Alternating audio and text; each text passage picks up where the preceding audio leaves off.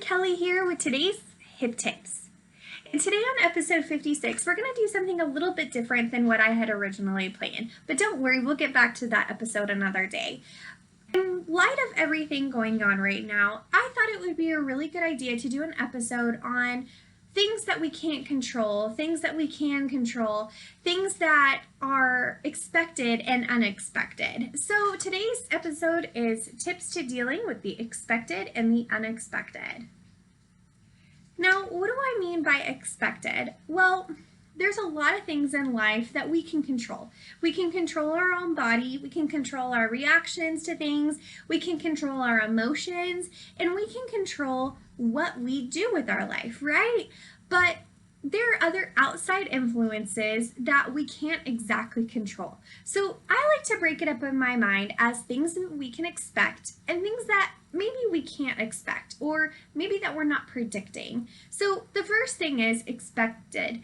It's almost like expectations that are in your classrooms, right? Your instructor says, okay, well, my expectations for you are that you're going to be in class and that you're going to be on time and that you're going to talk to your classmates. And work expectations may be, I expect that you're going to be on time, that you're wearing your uniform, and that you're doing the jobs that you're set out to do, right? So every day when I get up, I can expect or I can predict, or the likelihood of me doing something is really high, right? So I'm anticipating that every Thursday I'm going to have a meeting with my boss at 9 a.m. I'm going to anticipate that every day of the week, Monday through Friday, I'm going to go to work at 8 a.m. and I'm going to leave at 5. And that is something I can predict. I know it's going to happen more than likely. I know I'm going to wake up and take a shower. I know that I'm going to eat breakfast, lunch, and dinner. These are things that I expect are going to happen, and I'm going to make them happen. But sometimes life throws little curveballs, or that fun little saying that says, when life gives you lemons, and life throws lemons at us every now and then, sometimes just to see if we're able to catch them and make something out of them. And that's what I consider the unexpected. So it's unexpected that tomorrow's gonna rain, or it's unexpected that maybe I have to move out of my apartment because of a flood. Or it's unexpected that people are going to get sick and get viruses. It's unexpected a lot of the times when somebody passes away. So these are things that are not expected. I'm not going to wake up one day and say, oh, today's the day that we're going to get a tornado. These are things that are out of my control. I can't fix them. I can't change them. They're unexpected, and I kind of just have to deal with it. And as hard as that is sometimes, life will always give us those little nuggets of change and those unexpected things that happen. And with everything going on in the world, we can't expect a date for when this is going to end, right? But what we can expect is that we're going to have classes online, and that we can Zoom with our friends, and that we get to spend a little more time with our families and our dogs, and maybe we get to sleep in a little bit more, and we can expect that we're still going to eat meals during the day. We can expect that the sun is always going to come up and it's always going to go down at night. So these are things that we can expect.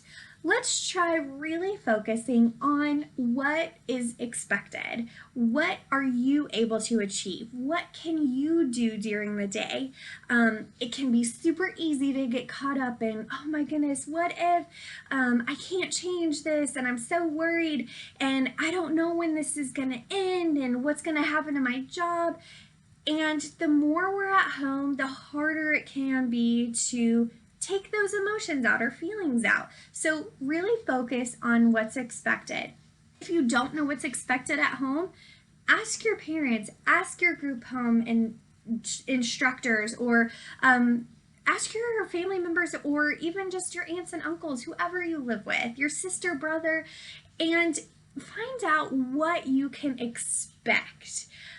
I always lean towards things I know are going to happen that I can do on my own. I know I can get out of bed and get dressed. I can expect that that's going to happen, whether I'm dressing myself or someone else is going to dress me. I know that I'm going to take a shower.